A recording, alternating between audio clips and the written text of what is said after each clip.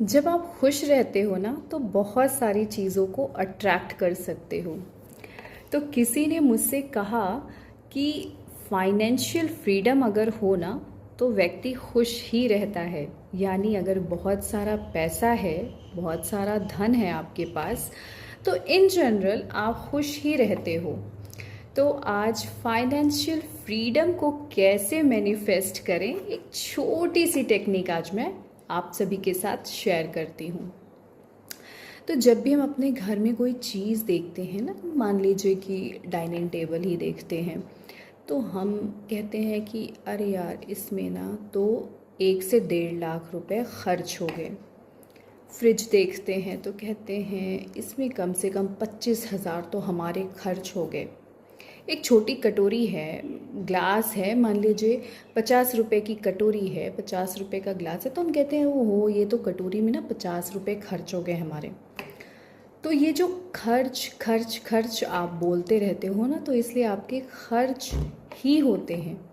लेकिन जब आप उसको थोड़ा सा चेंज करोगे अपने वाक, पिछले वाले वीडियो में मैंने आपको बताया था कि कैसे आप अपने वाणी से चीज़ों को मैनिफेस्ट करते हो, तो यहाँ भी आपको वही चीज़ कैसे आप चेंज करोगे।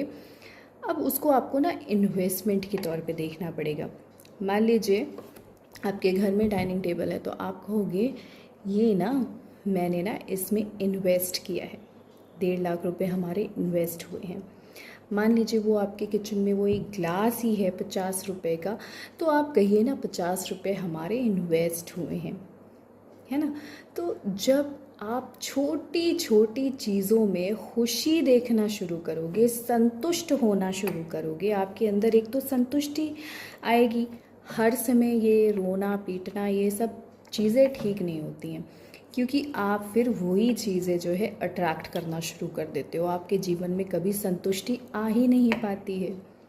तो जब आप, जैसे मैं क्या करती हूँ कि मैं जो भी चीज़, मान लीजिए अपनी डाइनिंग टेबल पे मैं पोंछ रही हूँ, उसको साफ़ कर रही हूँ, या फ्रिज में पोंछ रही हूँ, कपड़ा मार रही हूँ, तो मतलब एक ऐसी फीलिंग आती है कि भगवान आपने तो मुझे इतना कुछ दिया है ना। अंदर से एक हैप्पी फीलिंग आती है कि भगवान आपने इतना कुछ मुझे दिया, क्योंकि बहुत सारे लोग हैं उनके पास तो वो भी नहीं है। तो जब आप उसके लिए ग्रैटिट्यूड अंदर से ले आते हो, तो चीज़ें क्या है आपके पास और आएंगी, क्योंकि आप उसको एक दिखा रहे हो कि I am concern, I am, मतलब उसको आप उसको एक सहेज के रखना बोलते हैं ना, तो आप उसको सहेज के रख रहे हो। तो वैसे चीज़ें और मैनिफेस्ट होंगी और ज़्यादा। जब आप उसको इन्वेस्टमेंट के तौर पे देखोगे ना, उसको देख करके आपके मन में संतोष आएगा ना, तो चीज़ें और अट्रैक्ट होंगी। तो ट्राई ज़रूर करिएगा और मुझे भी बताइएगा। नमस्ते।